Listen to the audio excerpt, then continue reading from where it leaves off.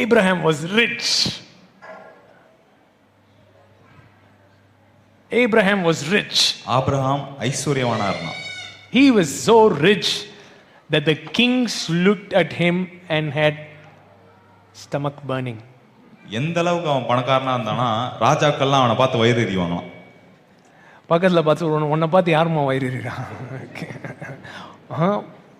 உன்னை பார்த்து என்ன பண்ணியிருக்கான், பரிதாபப்பட்டு இருக்கானுங்க. சரி இவருக்கு ஏதாவது தருவோமா, ஏதாவது கொடுப்பான் அப்படின்னு. இல்லை வாய் 100 தடவை வேற ஆபிரகாமின் சந்ததி பக்கத்தில் மண்டையில் போட்டு ஒரே போட்டு சொல்லு, இங்கே பாரு இந்த மாதிரி காரியங்கள்ல தான் வெளியே வந்து உண்மைக்கே ஆபிரகாமின் சந்ததியாக நம்ம என்ன செஞ்சணும் இருக்கணும். நீங்கள் இருக்க போறீங்களோ இல்லையோ, நான் முடிவு பண்ணிட்டேன் நான் அப்படி இருக்க போறதாக. Today our people are looking at you and being jealous, or are they taking pity on you? And you keep saying, repeating, saying, I am the generation of Abraham. So you have to really become like that in your prosperity, definitely. இந்த மாதிரி கொடுக்கறத பத்தி பேசினா offend ஆயிருவேன், giving பத்தி பேசினா offend ஆயிருவேன், அதை பத்தி பேசினா அஃபண்ட் ஆயிருவேன்னா பக்கத்துல பார்த்து சொல்லு, அதெல்லாம் எதை சொல்லுதுன்னா தரித்திர மனப்பான்மையை சொல்லுதுன்னு சொல்லு. பக்கத்துல பார்த்து சொல்லு. If you keep saying that, if you talk about giving, I'm going to get offended. If you talk about sowing, I'm going to get offended. It only shows that you have a poverty mindset. இப்போ இங்கே அம்பானி உட்காந்துருக்காருங்களேன், 40 லட்சம் budget conference ஒன்னே அப்படின்னு வரான் அம்பானி அப்படின்னு வர. அவனுக்கு என்ன கிடையாது, 40 லட்சம்ன்றது என்ன கிடையாது, பெரிய காசு கிடையாது. நம்ம அப்படின்னு அப்பப்போ நெஞ்சடைக்கிற மாதிரி இருக்குதுன்னா என்ன அது சொல்லுதுன்னா, ஓகே இன்னும் நம்ம மைண்ட் என்ன செய்யல, expand ஆகலன்னு அர்த்தம். Now if Ambani is sitting here and we tell him 40 lakhs is the budget, he's not going to gasp and go out of breath by hearing that, because it's not a big deal for him. If we are gasping, it only says that we are still in poverty mindset. என்னன்னா அதெல்லாம் பழைய ஏற்பாட்டு ஆசீர்வாதம், புதிய ஏற்பாட்டில் எல்லாம் ஆவிக்குரிய ஆசீர்வாதம் அப்படின்னு சொல்லிட்டாங்க. What they ended up saying is that it's all old covenant blessing, new covenant it's all spiritual blessings. பழைய ஏற்பாட்டிலே சொல்லு, பழையசிலேயே அவ்வளோனா புதுசுல எப்படி இருக்கணும்பா. If in old covenant itself is not that big, how better it should have been in the new covenant. ஏன்னா new கவர்னன்ட்டுக்கு இன்னொரு அதுக்கு இன்னொரு பேர் என்னது, எபிரேயர் படி பெட்டர் கவர்னன்ட். நியூ கவர்னன்ட்டுக்கு இன்னொரு பேர் என்னது, better கவர்னன்ட் established on better promises. New covenant is called the better covenant with better established upon better promises.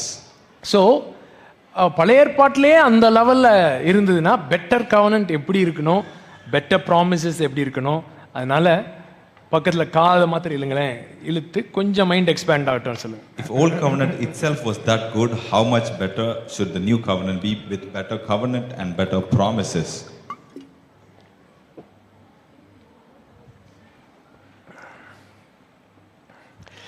So we're talking about what Christ has done on the cross, what all the scope and the depth of his inclusion of his work.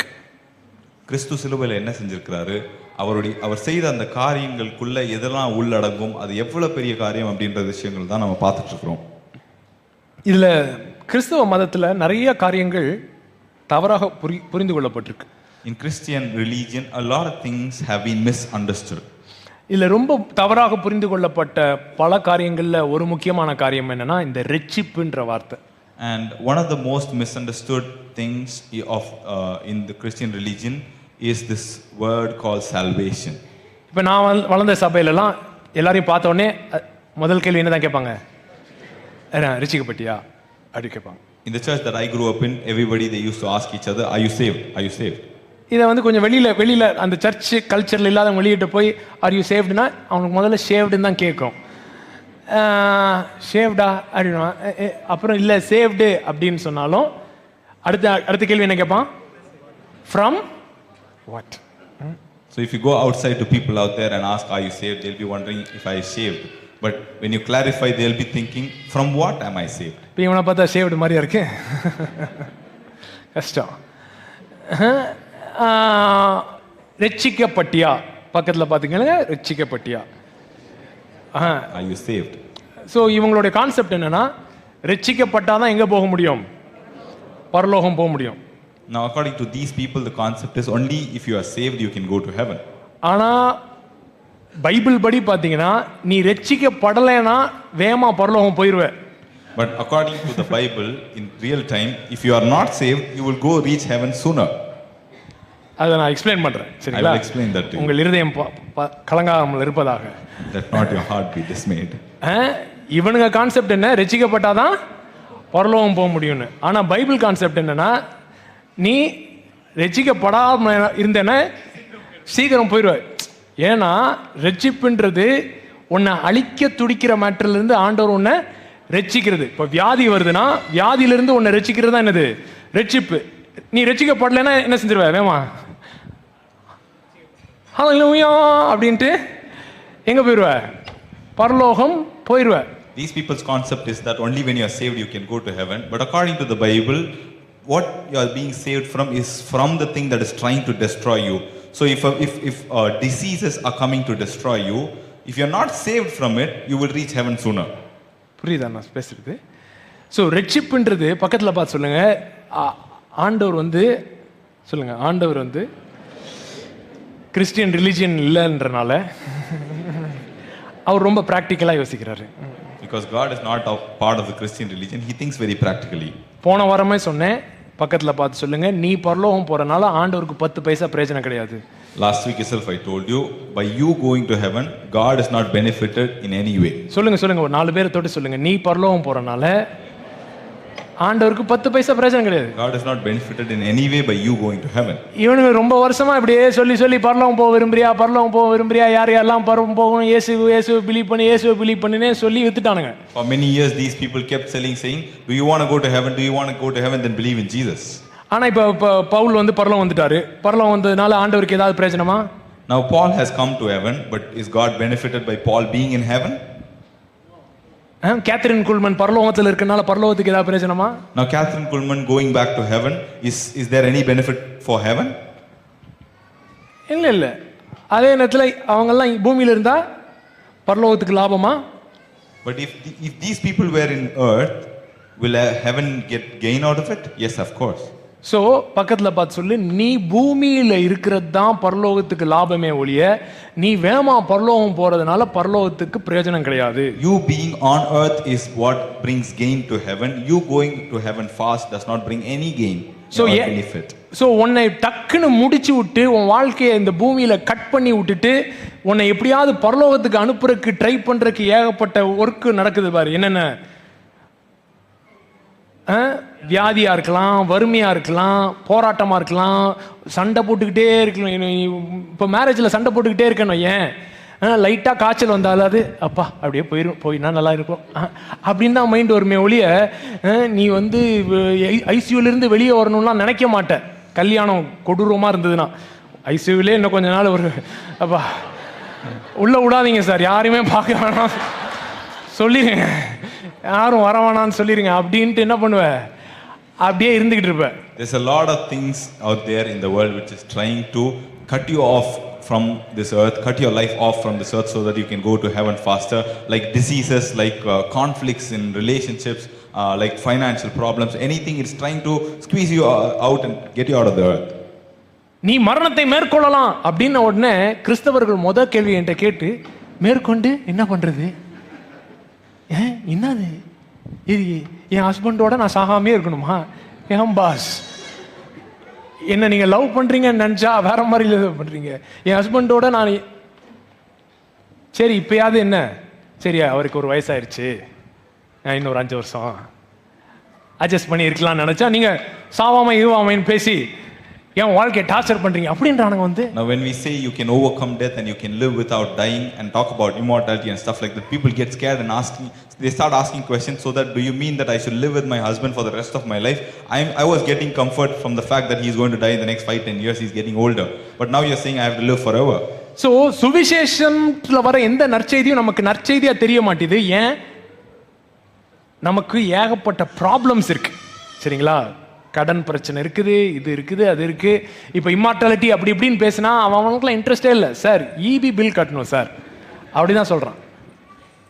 இம்மார்டாலிட்டிலாம் வேணாம், எனக்கு என்ன கட்டணும், EB bill கட்டணும். So அவன்கிட்ட போய் நம்ம என்ன பண்ணிட்டு இருக்க முடியாது, காட் லைஃப், ஹெவன்லி பீயிங் அப்படி இப்படின்லாம் சொன்னா அவனுக்கு புரியவே மாட்டேது. Now, when you talk about the goodness of the gospel to the people, they are not able to experience the goodness from it because they are stuck, their head is stuck in their problems. All they think about is the EV bill that they need to pay. And then you are talking about God kind of life, God sharing his life with you and immortality and stuff like it is not reaching him at all. So வியாதி ஒரு பெரிய பிரச்சனை, கடன் ஒரு பெரிய பிரச்சனை, அப்புறம் உறவு சண்டை இதெல்லாம் பெரிய பிரச்சனை. வேற என்ன பிரச்சனை இருக்கு?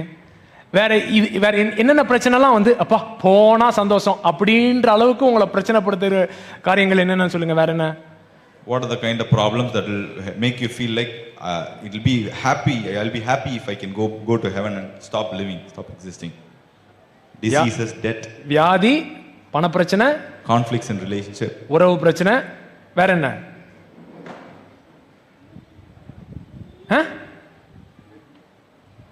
சிஎஸ்கே தோத்துட்டானா? என்னடா இதெல்லாம், இதுக்கெல்லாம் நீ உயிரை விடணும்னு அவசியம் இல்லை. அவன் தோத்துட்டு தான் இருப்பான், பாவம், முடிஞ்சு போச்சு. அவ்வளவுதான். பக்கத்துல பார்த்து சொல்லு, 3 பிரச்சனை தான். only 3 problems. இந்த உலகத்திலே 3 பிரச்சனை கேட்டகரி தான். இந்த 3த்துக்கும் சுவிசேஷத்தில் என்ன இருக்கு? பதில் இருக்கு. There's only 3 categories of problems and all of these 3 categories have their solutions in the gospel. நாம் ஐஸ்வர்யவான்களாகும்படி அவர் என்ன செஞ்சாரு? தரித்திரரானார்னு போட்டிருக்கு. He became poor so that we can be rich. அவருடைய தழும்புகளினாலே குணமானீர்கள்னு By போட்டிருக்கு. his stripes you have been healed is what the Bible says. அப்புறம் அவரே குத்தும் போது அவர் என்ன சொல்றாரு? நான் உங்களை என்ன செய்றேன்? மன்னிக்கிறேன் அப்படின்ட்டாரு. சோ உன்னுடைய கோபத்தை எல்லாத்தையும் முழுங்கக்கூடிய ஒரு அன்பும் சிலுவையில் என்ன செய்து வெளிப்படுது. சோ உலகத்தினுடைய எல்லா பிரச்சனைக்கும் சிலுவையில் என்ன செஞ்சிருக்கு? சொல்யூஷன் வந்துருச்சு. While we were stabbing him, his love was screaming out, saying, I love you to us, because that is the kind of love that swallows up all the wrath that is poured out against it and says, I love you. And all the problems that the world encounters today, there is solution in the gospel. பக்கத்துல பார்த்து சொல்லுங்க, உலகத்தில் இருக்கிற அம்புட்டு பிரச்சனைக்கும் solution வச்சிருக்காராமே அப்படின்னு சொல்லுங்க. உலகத்தில் இருக்கிற அம்புட்டு பிரச்சனைக்கும் சொல்யூஷன் இருக்கு. He has solutions for all the problems in this earth. ஆனா அந்த ப்ராப்ளம்ஸ்ல இருந்து அவர் உன்னை மீட் எடுக்கிறார் பாரு. வியாதியிலிருந்து உன்னை மீட் எடுக்கிறாரு, உன் சண்டையில இருந்து உன்னை மீட் எடுக்கிறாரு, உன் கடன்ல இருந்து உன்னை மீட் எடுக்கிறாரு, உன்னை மீட் எடுத்து கொண்டு போறார்ல, அந்த ப்ராசஸை தான் பைபிள் ரட்சிப்புன்னு சொல்லுது. Now the process of him saving you out of your debt, out of your diseases and out of the conflicts in your relationship, that process is what is called, termed as salvation in the Bible. சொல்லுங்க, ரட்சிப்பு is very practical. Salvation is very very practical. So உனக்கு EB bill கட்ட முடியாம இருக்கேன்னா உனக்கு ரட்சிப்பு என்னதுதான்? EB bill கட்டுற அளவுக்கு காசு வரது தான் ரட்சிப்பு. Now if you are not able to pay your electricity bill, for you the salvation is having the money to pay the electricity bill. கியாமியான்னு சண்டை போட்டுக்கிட்டு இருக்கேன்னா உனக்கு ரட்சிப்புனா என்னது? உன் பிரச்சனை சால்வ் ஆகி திரும்ப உன் ஒய்ஃபை லவ் பண்ணி கட்டி பிடிச்சி கிஸ் பண்ற அளவுக்கு நீ வர்றது பேர் தான் என்னது? ரட்சிப்பு. If you're consistently in conflicts in your relationship, for you salvation will be coming to a place where all your problems is solved and you are able to freely love your wife and get to a place of hugging her. ஐசியூல எல்லா டிவியும் மாட்டிக்கிட்டு இருக்கேன்னா உனக்கு என்ன ரட்சிப்பு? வெளியில எந்திரிச்சு நல்லா நடந்து வரது தான் ரட்சிப்பு. If you are in ICU, a lot of tubes on you, for you salvation will be getting out of the ICU and be healthy. So இந்த காரியங்கள்லாம் குழப்புறாங்க. இந்த born again, salvation, இதெல்லாம் வந்து கிறிஸ்டியன் தியாலஜில ரொம்ப குழம்பி போயிடுச்சு. But Christian theology, it is a lot of confusion when things come together about salvation, about being born again and stuff like that. பேதுருல வசனம் காட்டினேன், 1 பேதுரு 1ஆம் அதிகாரம் 3ஆம் வசனத்துல எப்படி மறுபடியும் பிறக்கிறோம்னு சொல்லி, மறுபடியும் நம்ம பிறக்கிறது நம்முடைய விசுவாசனால பிறக்கல, தேவன் இயேசுவை மரித்தோரிலிருந்து எழுப்பினதினாலே நீங்கள் திரும்பியும் மறுபடியும் ஜெனிப்பிக்கப்பட்டீர்கள் அப்படின்னு வாசிக்கிறோம். I showed you in 1 Peter chapter 1 verse 3 that you are not saved by your faith, you are not born again by your faith. It is because God the Father raised Jesus from the dead, you have been saved, you have been born again. So born again, சொல்லுங்க, Cosmos is born again. Cosmos is born again through the resurrection of Jesus Christ. ஏதோ ஒரு 4 பேர் born again ஆகல, ஒவ்வொருத்தவங்களா believe பண்ணும்போது born again ஆறதில்ல. எப்படி இயேசு கிறிஸ்து சகலத்தையும் தாங்கி பிடித்திருக்கிறனால அவருடைய மரணம் உயிர்த்தெழுதல் மூலமா யாரெல்லாம் born again இருக்கா? அண்ட சராசரமும் கிறிஸ்துவுக்குள் புது சிருஷ்டியாய் மாற்றப்பட்டது. It is not like a select few people have been born again when they decided to trust in and believe in Jesus, but because Jesus is the sustainer and creator of all things, in his death and his resurrection, the entire cosmos has been born again today. So எல்லாரும் born again, ஆனா எல்லாருமே என்ன இல்லை, saved இல்லை. எல்லாரும் born again தான், ஆனா அந்த நாலேஜ் இல்லாததுனால அவன் வாழ்க்கை இன்னும் என்ன செஞ்சுட்டு தான் இருக்கு, அழிஞ்சிக்கிட்டு இருக்கு. Every single person is born again, but not everybody is saved. Because they do not have the knowledge that they are born again, their life is going toward destruction in different areas. So அப்பா அவங்களுக்கு போய் gospel கரெக்டான நேரத்தில் சேரும் பொழுது அந்த gospel சுவிசேஷம் ரட்சிப்புக்கு ஏதுவான தேவ பலனாய் இருக்கிறது. When in this situation, when the gospel goes to them in the right way, it becomes the power of God unto salvation. புரியுதுங்களா? இப்ப மத்தேயு 8ஆம் அதிகாரத்துல, now in Matthew chapter 8,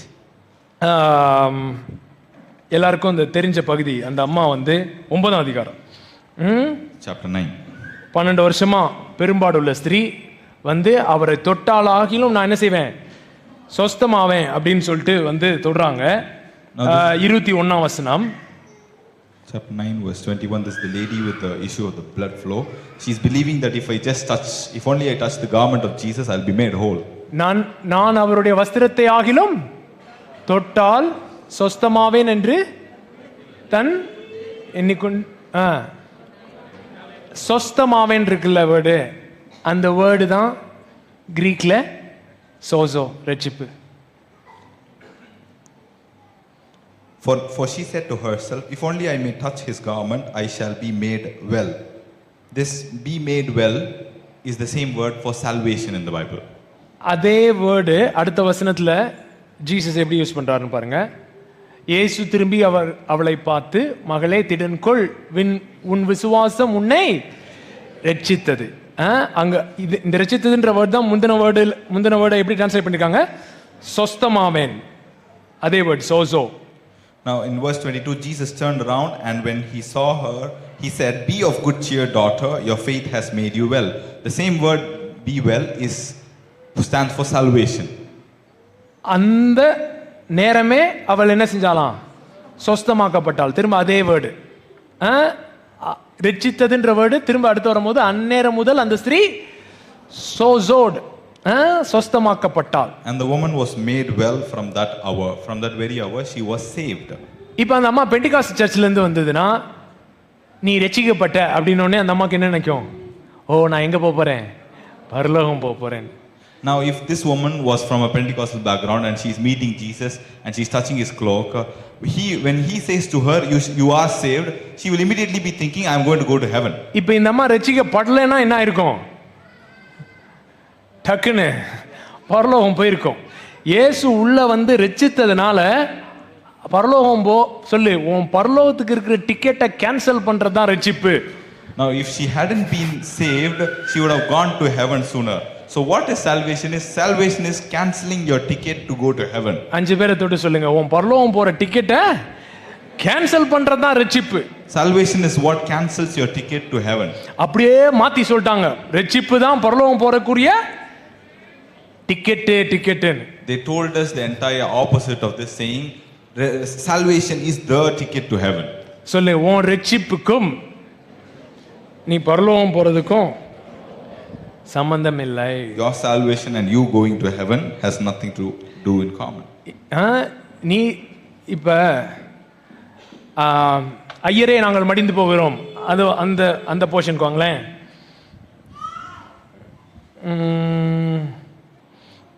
14:30 இதுதான். காற்று பலமா இருக்கிறதை கண்டு பேதுரு வந்து தண்ணி மேல நடந்துட்டு இருக்காரு. இயேசு வந்து வா அப்படின்னு சொல்லி கூப்பிடுறாரு. இவரும் என்ன செஞ்சாரு, ஆர்வ கோளாறுல வெளியில வந்துட்டாரு. Peter, பக்கத்துல பார்த்து கேளு, பேதுரு தண்ணி மேல நடக்கிறதுனால என்ன பிரயோஜனம்? கேளுங்க. என்ன பிரயோஜனம்? எதுக்கு இப்ப அவன் தனி மேல நடக்கணும்? 5 அப்பம் 5000 மாறுதுன்னா எல்லாருக்கும் என்ன செய்யுது? பசியாருது. குருடனுக்கு பார்வை கிடைக்குதுன்னா பார்க்க முடியுது. இவன் தண்ணி மேல நடக்கிறதுனால என்ன நடக்குது? பொதுவா சொல்லுவாங்க, ஆண்டவர் எந்த காரணமும் இல்லாமல் என்ன செய்ய மாட்டார்? அற்புதம் செய்ய மாட்டார். இங்க பாருங்க, எனக்கு எந்த காரணமும் தெரியல. இல்ல உங்களுக்கு ஏதாவது காரணம் தெரியுதா? இவன் தண்ணி மேல நடக்கிறதுனால யாரு என்ன என்ன என்ன என்ன ஆயிப்போச்சு? Jesus was walking on water. Peter asks if I can walk on water, and Jesus calls him to come, and he goes on to the water and starts walking on the water. Now when you see this incident, who is benefited from this miracle? Is there something that came out of this miracle that is so good? There's no benefit that came out of this. பக்கத்துல பார்த்து சொல்லு, நீ ஆசைப்பட்டா செய்வாரு. If you desire, he will do it. அவருக்கு பெரிய காரணம்லாம் தேவையில்லை. He doesn't need big reasons for இது மூலமாய் ஆண்டவரை எத்தனை பேர் ஏற்றுக்கொள்வார்கள் அப்படின்ற கால்குலேஷன் எல்லாம் அவர் பண்ணல. He will not go to calculating how many people will start believing in me if I do this miracle. In fact, பைபிள்ல நடக்கிறதுனால மீதி 11 கூட ரிஸ்க் எடுக்கல. அவன் நடந்தா எல்லாம் வரிசையா நடந்தே வருவானுங்க அப்படினால அது பரவாயில்ல. ஒரு பிரயோஜனமும் கிடையாது. There is no benefit. Even the other 11 disciples also neither walked on water. பக்கத்துல பார்த்து சொல்லி, நீ ஆசைப்பட்டா செய்வாரு. Just because you desire, he will do it. ஆசைப்பட்டா செய்வாரு. ஏன்னா அவர் நல்ல தகப்பனா இருக்கிறார். He is a good father. Just you desire and he will do it for you. So ஆர்வ கோளாறுல அவன் வந்து ஒரு கேள்வி கேட்கிறான், நீரே ஆனால் நான் வெளியில வரும்படி நீர் கட்டளையிடும். Out of his silliness he is asking, if it is you, command me to walk on water. இப்போ அவர் என்ன சொல்லணும்? நான் இல்லைன்னு சொல்லணுமா? நான் தான் உடனே வெளியே வந்துட்டான். Should he be saying, so it is not me? He said, I am, and he came out. வான்ட்டாரு, உடனே வெளியே வரான். He said, come. He starts walking. நடக்கவும் ஆரம்பிச்சிட்டான். Starts walking on water. அவ்வளவு நேரம் நடந்துகிட்டு இருந்தவன் சரி வந்தோம், காலை எடுத்து வச்ச உடனே உள்ள போயிருக்கான்னு வச்சுக்கோங்களேன், எனக்கு ஓகேயா இருக்கும். அவ்வளோ நேரம் நடந்துட்டு திடீர்னு வந்து காத்தை பார்த்து என்ன செஞ்சுட்டானா, கீழே போயிட்டான். Now, if this guy had stepped out of the boat and immediately went into the water, I would have been okay with it. But this guy walked for a few distance and then saw the wind and then went into the water. எத்தனை பேர் நல்லா ஆரம்பிச்சு அப்புறம் சொயின் கீழே போயிருக்க? How many of you started well and then went down the drain? நீ ஆரம்பிச்சதை பார்த்து பரலோகமே wow, ஹே எப்பா இவன் பயங்கரமா இருக்கானேப்பா அப்படின்னு நினைச்சு முடிக்கிறதுக்குள்ள என்ன பண்ணிடுவ? கரப்பாம்பூச்சி கவுந்த மாதிரி கவுந்துருவ.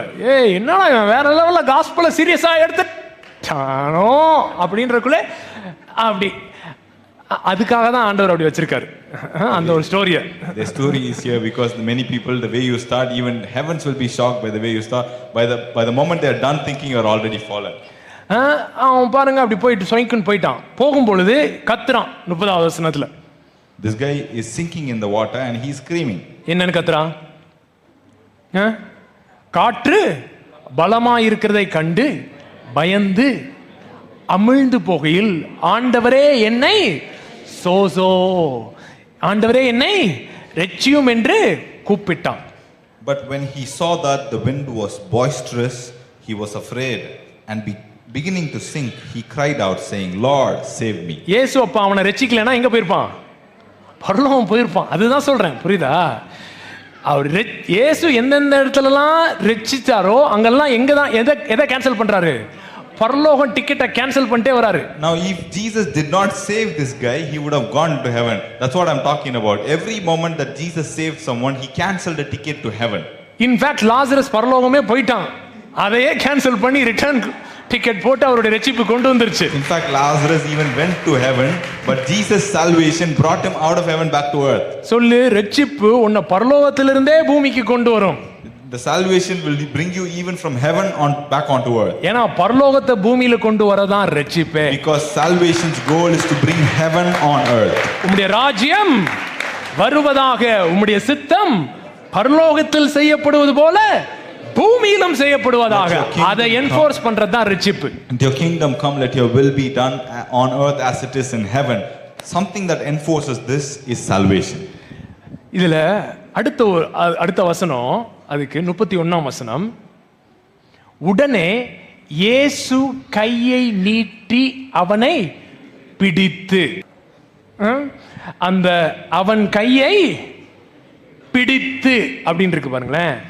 அதோடைய கிரீக் வேர்டு ஒன்று இருக்குது, அதோடைய ஹீப்ரூ ஈக்குவலண்ட் வேர்டு என்னன்னா ஹசாக். And immediately Jesus stretched out his hand and caught him. Now there is a Greek word over here that is used. Jesus stretched out his hand and caught him. And there is an equivalent Hebrew word for that, which is called hazak. ஹசாக். அப்படி அவன் உள்ள முங்கிட்டு இருக்கும் போது இயேசு அப்படி கையை உள்ள விட்டு அவனை பிடிக்கிறார் பாருங்களேன், அது பேர் தான் அது ஹசாக். ஸோ அந்த ஹசாக் ஹோல்ட், நீ என்னென்ன அழிவுக்குள்ள போய்கிட்டு இருக்கியோ அந்த அழிவுக்குள்ள வந்து உன்னை பிடிச்சு தூக்குறதா அந்த ஹசாக் hold. Now this moment when Jesus stretched out his hand and while he is sinking caught him with this hazak hold and pulled him out of it, this hazak hold is the same hold that saves you from every destruction and every decay that you are decaying in. It pulls you out of it and brings you into salvation. அந்த ஹசாக் hold ஒன்னு என்ன செய்யறது இல்ல, அது பேர் தான் ஹசாக். அப்படி உள்ள விட்டு பிடிச்சாரு பாரு, அதுதான் ஹசாக். This is called hazak, holding you by stretching his hand into your problems. So அவருடைய நீதியின் வலது கரத்தினால் உன்னை நான் ரட்சிப்பேன்னா, நீ எதுல மூழ்கிட்டு இருக்கியோ அதுக்குள்ள நுழைஞ்சு உன்னை தூக்கி திரும்ப அதிலே நிறுத்துறாரு பாரு. When he says by my righteous right hand I will save you, whatever problems that you are sinking in, he will enter into it and he will hold you with the hazak hold and make you stand right on top of it. இவரே நம் தேவன், இவர் நம்மை ரட்சிப்பார், இவருக்காக நாம் என்ன செய்றோம், காத்திருந்தோம். He is our Lord, he will save us and we had been waiting for him. இவரே நம் தேவன், இவர் நம்மை ரட்சிப்பார், இவருக்காக காத்திருந்தோம். இந்த வசனம் எங்க இருக்கு? எங்க இருந்தாலும் நல்லா தான் இருக்குன்ற மாதிரி எல்லாம் பாக்குறீங்க. ஏசாயா 25 சரிங்களா? இவரே நம் தேவன், இவர் நம்மை ரட்சிப்பார். இதுதான் அந்த பாட்டில் வரும். இந்த லைன்லாம் வருமா? பல பிளான் வச்சிருந்தேன், எல்லாம் சொதப்பிட்டான்.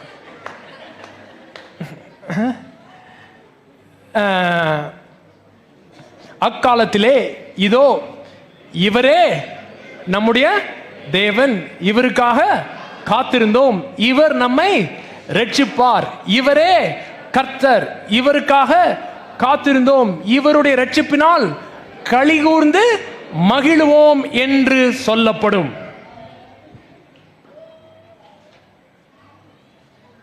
இங்கிலீஷ்ல போடு. And in that day, behold, come on, read it out loud. Behold, this is our God. We have waited for him. He will save us. This is the Lord. We have waited for him.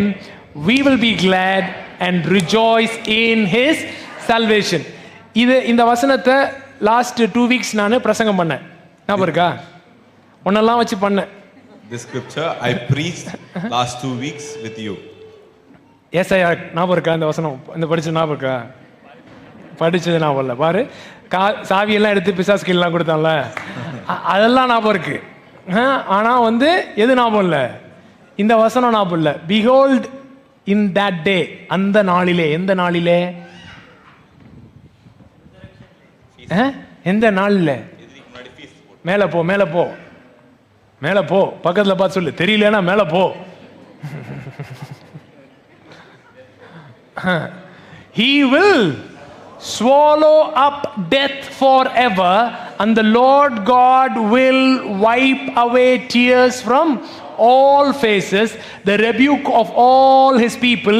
He will take away from all the earth, for the Lord has spoken.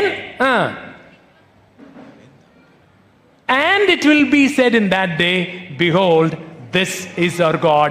We have waited for him and he will save us. So ரட்சிப்புன்றது எதுல இருந்து save பண்றாரா? போடுங்க 25:8 தமிழ்ல. அவர் மரணத்தை ஜெயமாய் விழுங்குவார், கர்த்தராகிய தேவன் எல்லா முகங்களிலிருந்து கண்ணீரை துடைத்து தமது ஜனத்தின் நிந்தையை பூமியில் இராதபடிக்கு. பக்கத்துல பார்த்து சொல்லு, மரணம், சொல்லுங்க, மரணம் பூமியில் இராதபடிக்கு என்ன செய்வாராம்? நீக்கி விடுவார். கர்த்தரே இதை சொன்னார். அக்காலத்திலே இதோ இவரே நம்முடைய தேவன், இவருக்காக காத்திருந்தோம், இவர் நம்மை. ஆமென். சோ தேவன் உன்னை ரட்சித்தார்னா திரும்ப எங்க கேன்சல் பண்றாரு? எதை? நீ பரலோகம் போறத கேன்சல் பண்றாரு. So if God is rescuing you, if God is saving you, he is cancelling your ticket to heaven. So பக்கத்துல பார்த்து சொல்லு, உன் பரலோக டிக்கெட்டை கேன்சல் பண்றதுதான் தேவனுடைய ஒரே நோக்கம். So the only goal that God has is to cancel your ticket to heaven. 5 பேரை தொட்டு சொல்லு, 5 பேரை தொட்டு சொல்லு. Touch 5 people and tell them. அதற்கு என்னென்னலாம் செஞ்சா நீ இந்த பூமியில வாழணும்னு இஷ்டப்படுவ, அதை எல்லாத்தையும் உனக்காக செய்ய விரும்புகிறார். So what all he has to do for you to have the desire to live on earth, whatever it is, he is willing to do that for you. அதாவது இந்த ஏதாவது ஒரு லூனார் எக்லிப்ஸ், சோலார் எக்லிப்ஸ் வந்துருச்சுன்னு வச்சுக்கோங்களேன், இந்த rapture காரனுங்க பண்ற torture என்னால தாங்க முடியல. If there is just a lunar or solar eclipse, these rapture people, they are torturing us. அடுத்து செப்டம்பர்ல ஒரு எக்லிப்ஸ் வரும். அதுல கொஞ்சம் பாத்தீங்கன்னா மூன் வந்து கொஞ்சம் ரெட் கலர்ல வந்துடும் சார், அவ்வளவுதான் பிரச்சனை, வேற ஒன்றும் இல்லை. அது வந்து அந்த ஷேடோ வரும்பொழுது அந்த மூன் எப்படி ஆயிரும், அதை வந்து இவனுங்க பிளட் மூணுன்னு சொல்லி ஓன்ட்டு இப்போ வந்துருவாரு ஏசு, அப்போ வந்துருவாருன்னு சொல்லி இவனுங்க படுற டார்ச்சர் இருக்கே. நீங்கெல்லாம் எவ்வளோ காசு எனக்கு கொடுக்கணும் தெரியுமா? நிம்மதியா அது எக்லிப்ஸ் வருது போகுது, சந்தோஷமா தூங்கிட்டு இருக்க, அவன் நெஞ்செல்லாம் வெளியில வந்துட்டு போய்கிட்டு இருக்கு. People are dying out there just because the eclipse is happening in their mental problems. இல்ல, பல பேருக்கு எக்லிப்ஸ் வந்ததே தெரியாது. எக்லிப்ஸ் வந்ததை விட சில பேருக்கு எக்லிப்ஸ்னால என்னன்னே தெரியாது. என்ன ஒரு எக்லிப்ஸ்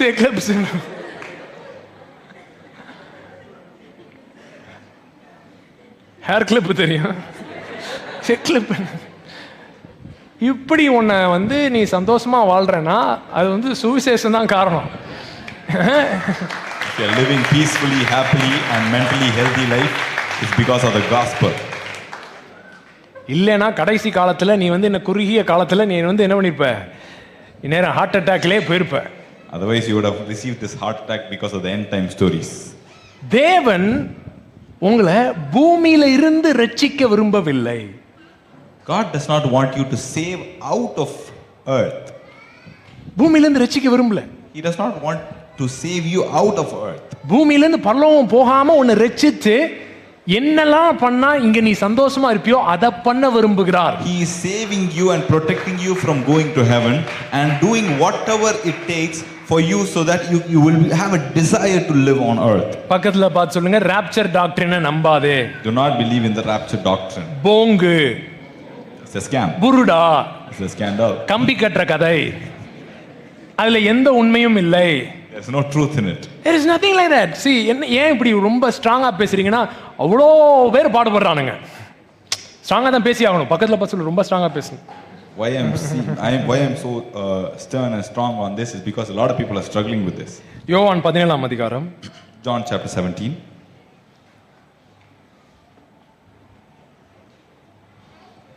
உலகத்துல ஏகப்பட்ட பிரச்சனை வரப்போகுது. A lot of problems are going to come on earth.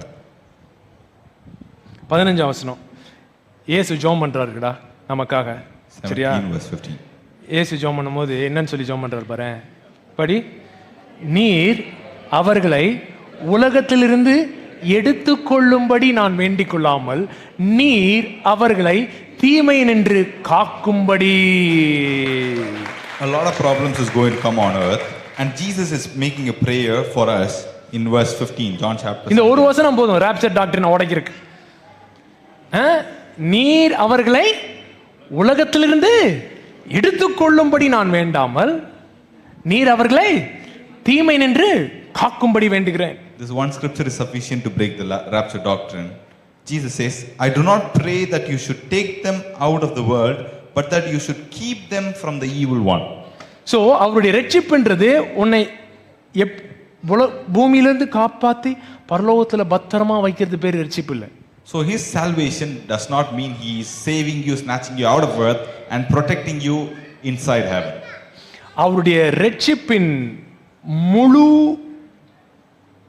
காரியம் வெளிப்படும்னா நீங்க ஏசாயா 35 படிச்சீங்கன்னா ரட்சிப்புல என்னென்னலாம் நடக்கும்னு போட்டிருக்கு. If the entirety of his salvation should be revealed, you can read in Isaiah chapter 35 where it is mentioned. அதுல சில phrases மாத்திரம் வாசிக்கலாம். We're going to read some phrases from those. ஏசாயா 35 அதிகாரம் Isaiah chapter 35. முதல் வசனம் ஏசாயா 35:1.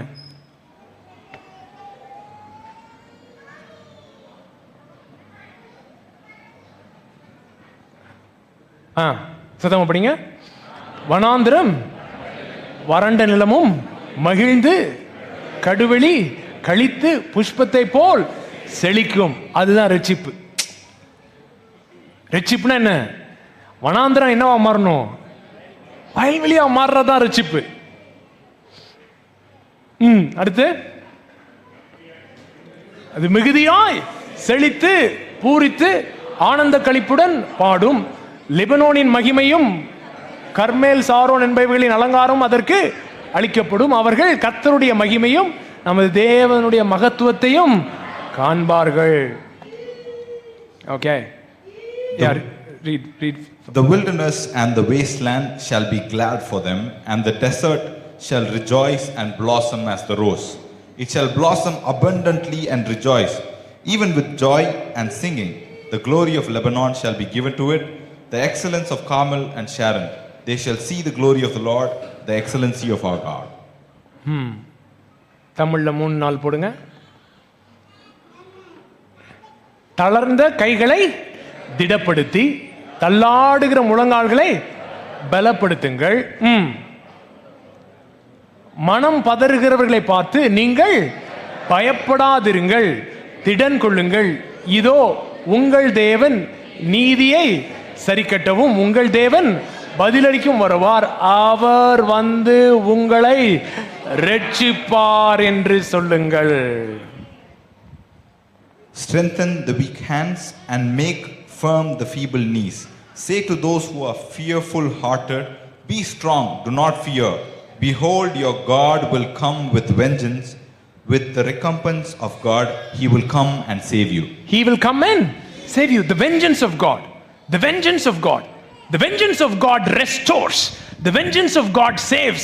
The vengeance of God gets into your problem and has an azak hold on you and picks you up and makes you stand on the same waters that try to drown you.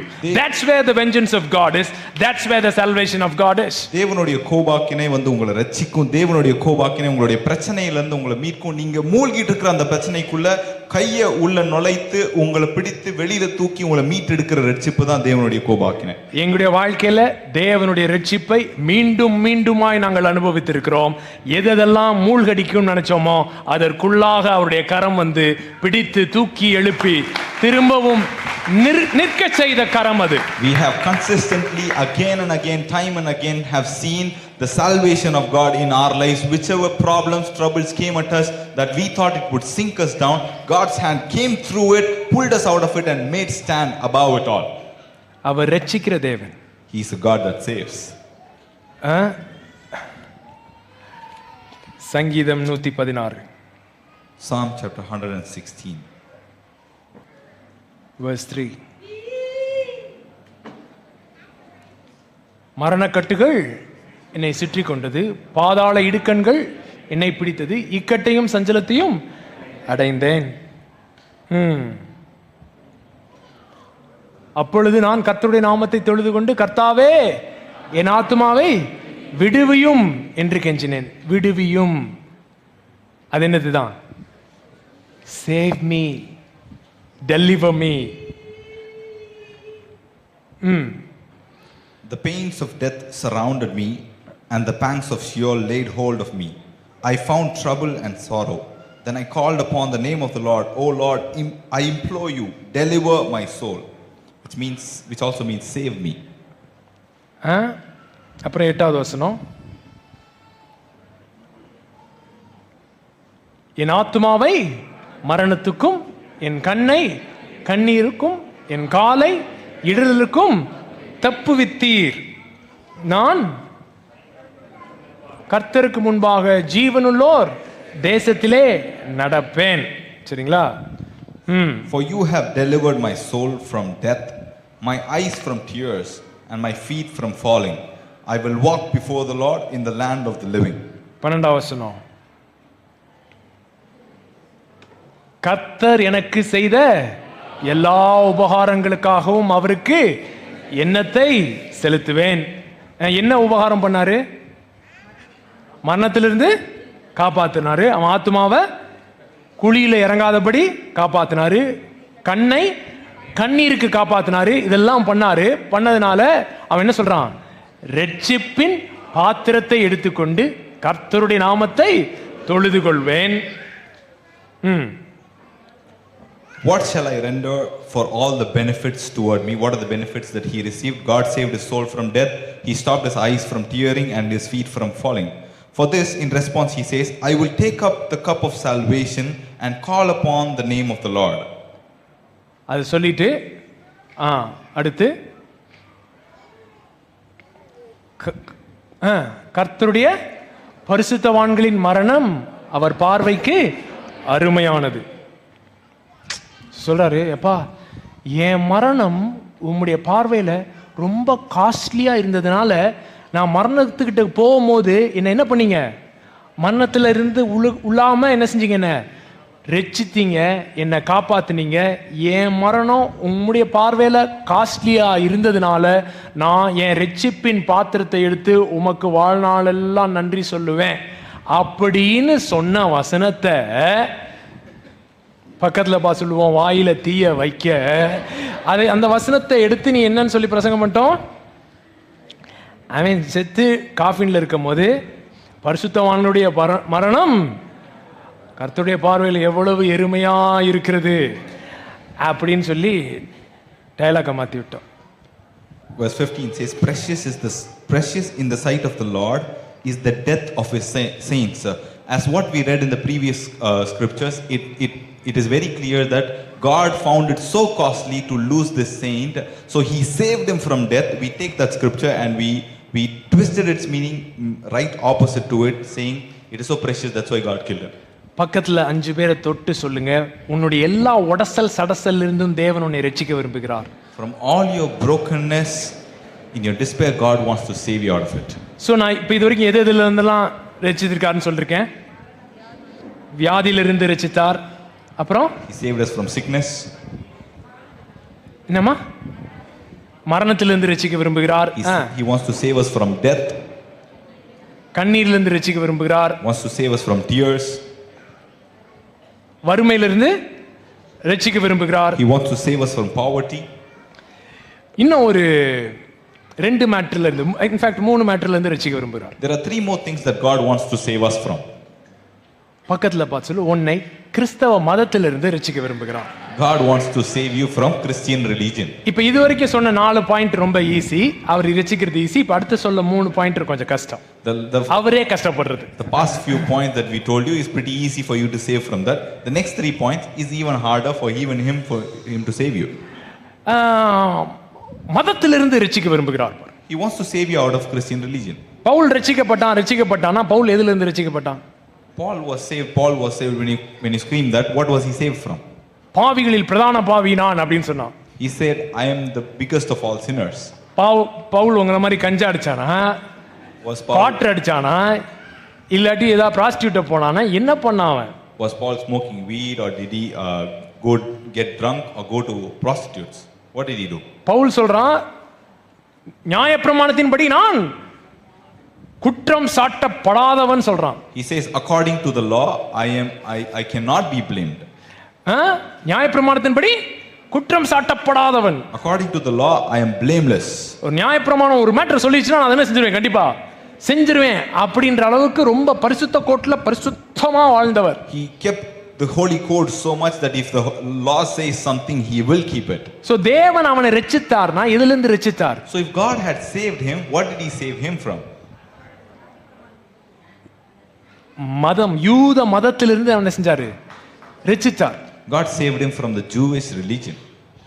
பக்கத்துல பார்த்து சொல்லு, இயேசு இப்போ வந்திருந்தா உன்னை எங்க இருந்து ரட்சித்திருப்பார்? If Jesus had come now, where would he have saved you from?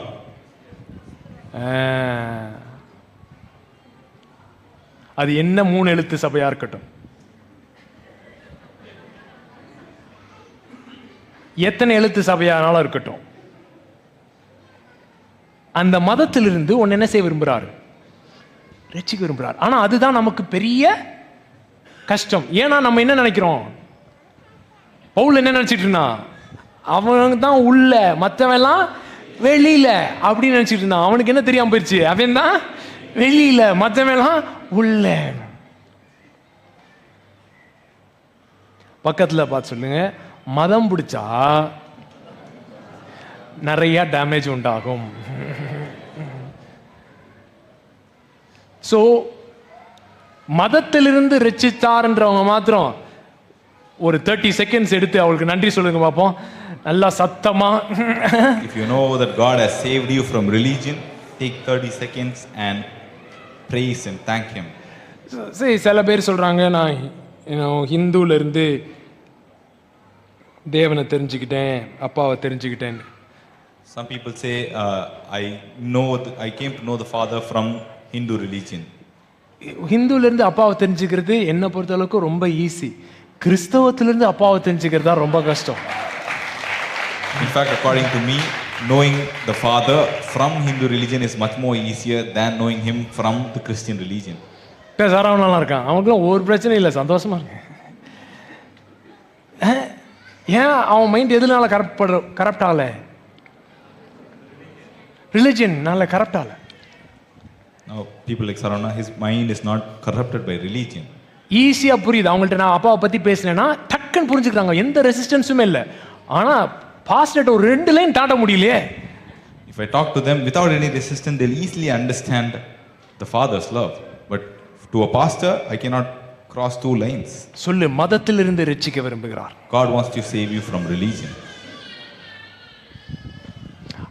அடுத்து எதிலிருந்து ரட்சிக்க விரும்புகிறார்னா, இயேசு பிறக்கும் பொழுது அவருக்கு இயேசு என்று பெயரிடுவாயாக, ஏன் உலகத்தாருடைய பாவங்களிலிருந்து அவரை ரட்சிப்பார் அப்படின்னு போட்டிருக்கு. பாவங்களிலிருந்து ரட்சிக்கிறதுனா என்ன? Now, when Jesus was born, it says that you shall name him Jesus, you can call him Jesus because he will save people from the sins of the world. What does it mean to save someone from sins? பாவத்திலிருந்து ரட்சிக்கிறதுனா என்ன?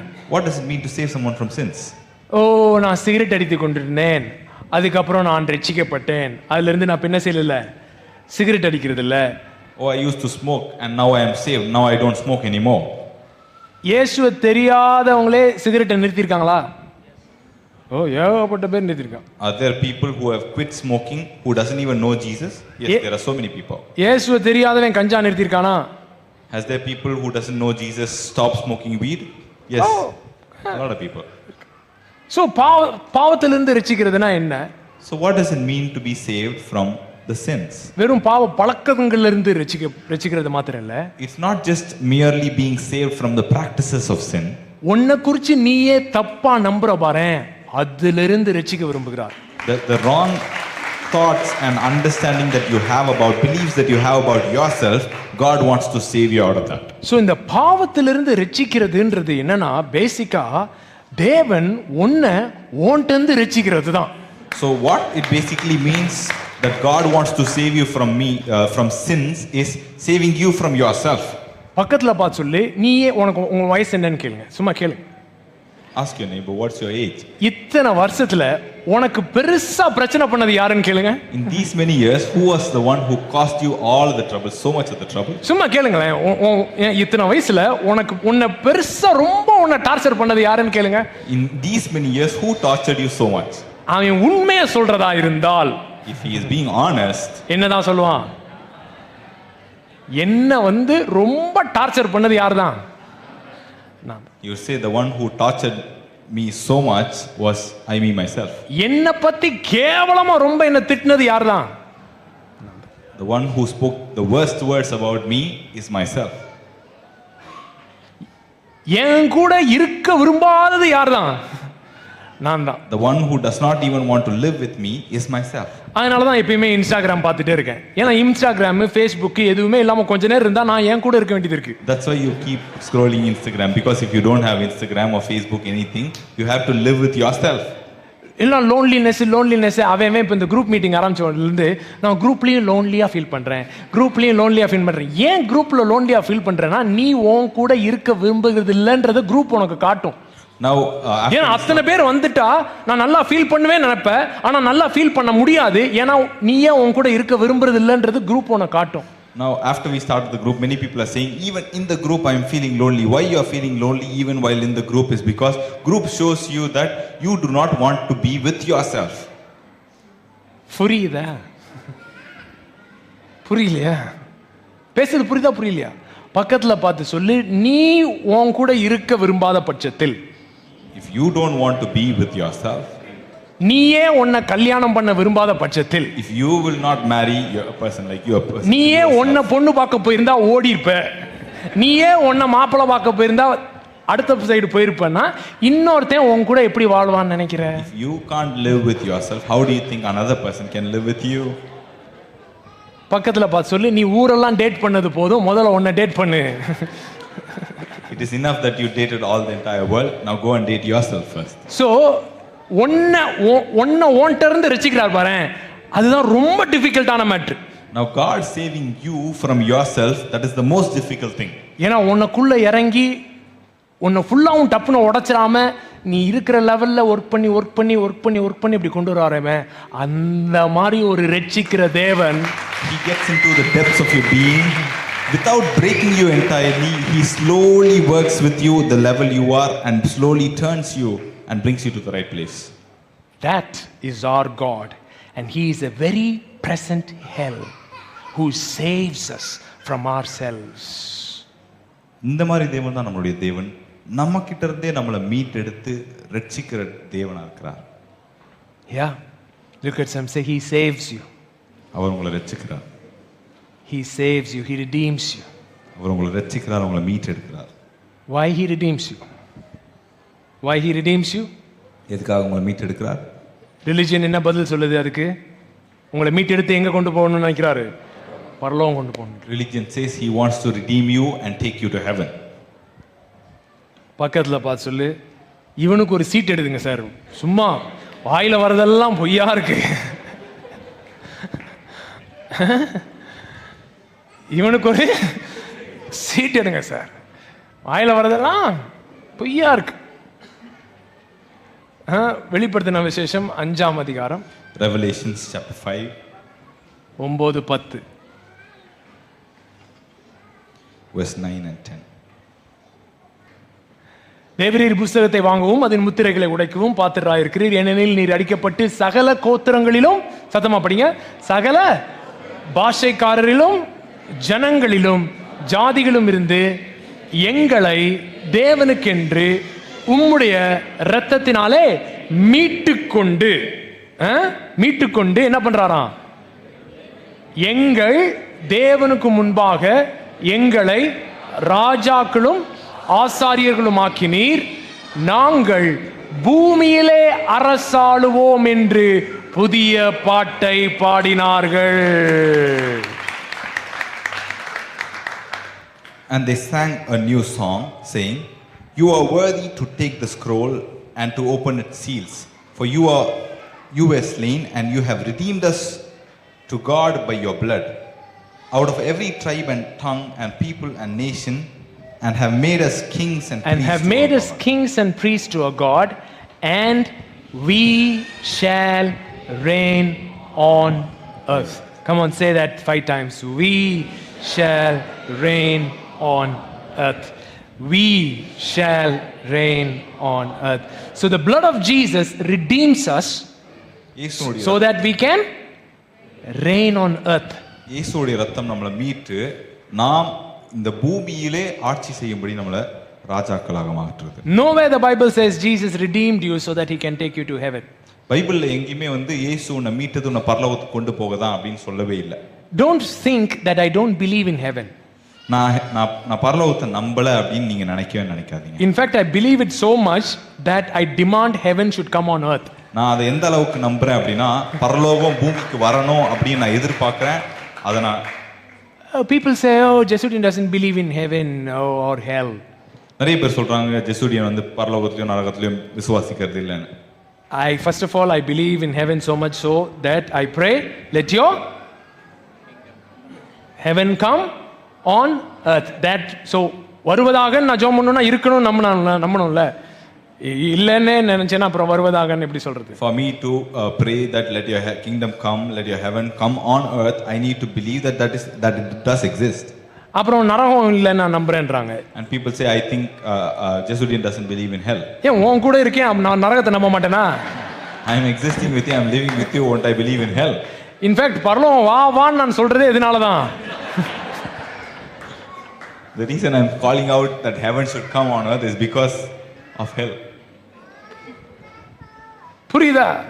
So பரலோகத்தை நம்புறோம், நரகத்தை அதை விட ரொம்பவே நம்புறனால பரலோகம் வந்து நம்முடைய நரகத்தை மாற்றக்கூடிய இரட்சிப்பின் வல்லமை அதில் இருக்கிறது என்று நம்புகிறோம்.